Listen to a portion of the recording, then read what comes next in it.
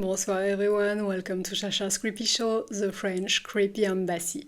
Last year I came across a paranormal account that fascinated me on a French web TV. I decided to dig a little deeper to learn more and prepare tonight's topic for you. This is a story about a vortex, because it turns out that there might be a space-time anomaly in Marseille, the second largest city in France. I don't know about you, but I'm fascinated about vortexes. Yes, UFO, Men in Black, Dogman. Apparently I have a lot of hobbies. And let's be honest, there's not exactly the easiest hobbies to practice in everyday life. Anyway, I'm taking you to Marseille tonight to tell you this fascinating story. Grab your meds and let's go. It's May 2015. Alain is riding his motorcycle to a family event. Before meeting up with his family, he stops to buy something at a pastry shop located in front of the Saint Vincent de Paul church, a Protestant church also known as l'église des Réformés. Alain is calmly driving. His wife is on the motorcycle seat behind him. As they reach the church esplanade, that's when everything suddenly takes a turn into the unknown. According to Alain, he experiences a complete and total loss of awareness of reality. While still driving, he can no longer feel the motorcycle beneath him, nor the helmet on his head. He hears absolutely nothing. The only senses that remains is vision, but a very particular vision. 360 degrees and in black and white. There are no more cars, no sound at all. The sky has turned oddly white. He sees houses, recognizes the empty street and the old port in the distance, but the famous church has completely vanished. Alain is stunned. Suddenly, he hears his wife's voice saying, "Your backpack is heavy," and just like that, he's back. Noise, traffic, the chaotic intersection. He realizes he's already parked the bike and he is securing the anti-thief lock. But he had no memory of driving there, parking, or even getting off the bike. That's when his wife says he acted completely weird. Apparently, Alain almost drove the motorcycle into a shop, then made a full circle around the plaza to park, even though there were free spots everywhere. She asks him what the hell he was thinking. Alain tries to explain what happened, and they enter the pastry shop. They're both shaken, wondering could Alain have a mini stroke or something. Living in Marseille, Alain returned to the same spot several times. Everything was perfectly normal. It's later, while browsing the internet, that Alain discovers he's not the only one. Others have reported similar experiences at the exact same location, a place nicknamed the Vortex of the Réformés. Alain then come across the research of a man named Guieu, a French sci-fi writer, ufologist and filmmaker who passed away in the year 2000. Back in the 90s, Guieu produced several VHS tapes sharing his investigation and eyewitness accounts on various topics, including vortexes, and more specifically, the Vortex of the Réformés. Here's what some of the witnesses in his videos had to say. It's a summer evening in the 80s.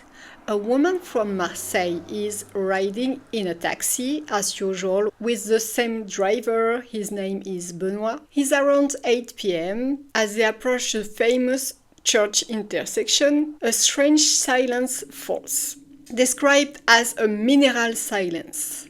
The entire street is suddenly dead quiet, which makes no sense at all. This area is normally one of the busiest and the loudest in the city. But now everything has vanished, except for one badly parked car that's blocking Benoit's way. Benoit grumbles and cursed the car. This is Marseille after all, pretty standard behavior. But here's where things get bizarre. As Benoit pulls up beside the parked car, the driver turns to look at him and his passenger, and it's not a human being. It appears to be a woman, but frog-like in appearance.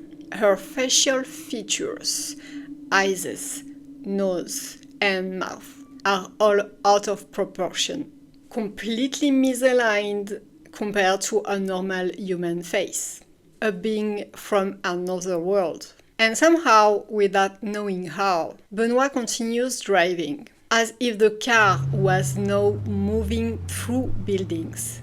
Suddenly, they find themselves back in the real world, farther down the road, without remembering how they got there. The client saw Benoit again after the event and said that he had visibly and inexplicably aged backwards. She herself, years later, claims she hasn't aged like a normal person since the event. Same area in the middle of the 80s. A woman is walking her dash hand on the street. Without realizing it, she finds herself in a magnificent garden, so lush it resembles a jungle. The vegetation is so thick it blocks out the sky. There are rose bushes over 4 meters tall. She innocently wonders what fertilizer the owner must use, thinking she accidentally entered a private estate. Her dog is thrilled, running and rolling in the grass. She tells herself she should leave quickly. She picks up her dog and takes a few steps backwards and instantly finds herself back on the busy boulevard she had been walking on. No transition, like she had been teleported. Surprised, she tries to retrace her steps, but there is no garden.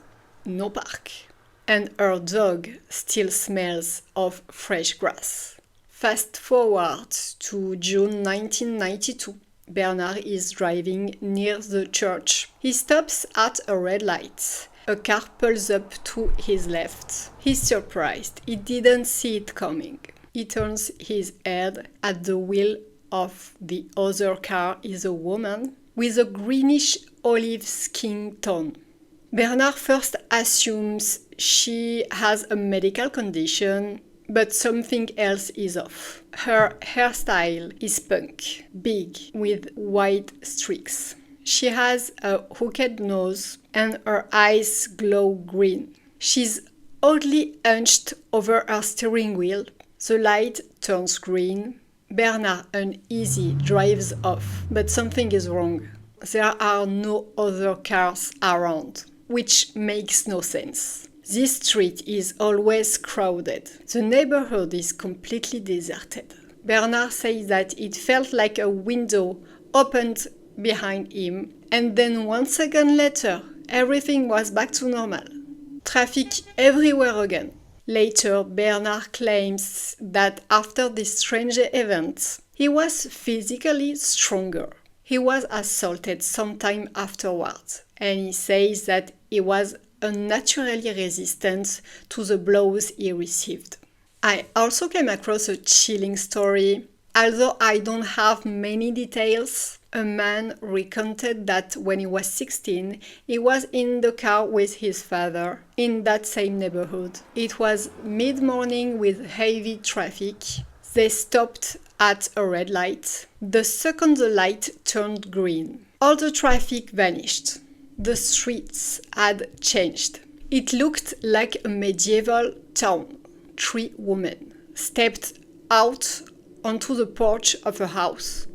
They were dressed in black. Very ugly women. They mentioned for them to follow. No way. They had the good instinct to refuse the invitation, and it's a good thing they did, because a second later, they were back in the real world. Finally, more recently, a journalist named Alexandre Vela wrote an article on the Vortex of the Réformés, based on Guieu's work. While photographing the church for the article, he spotted something strange through his camera. A hooded figure in the passenger seat of a passing car. The being had huge eyes, an extremely weird distorted face. The journalist was convinced there had been no one in that seat just a second earlier. When reviewing the photos later, the person who turned toward him looked completely normal, but not when he saw them through the lens. It made him question reality, and left him deeply convinced that something truly unexplained might be happening in that square in Marseille. That's all for tonight. If you're planning to visit Marseille, try to not get swallowed by the vortex. It might ruin your vacation in the dumbest way. As for me, I'll see you soon for another French paranormal tale. Bye.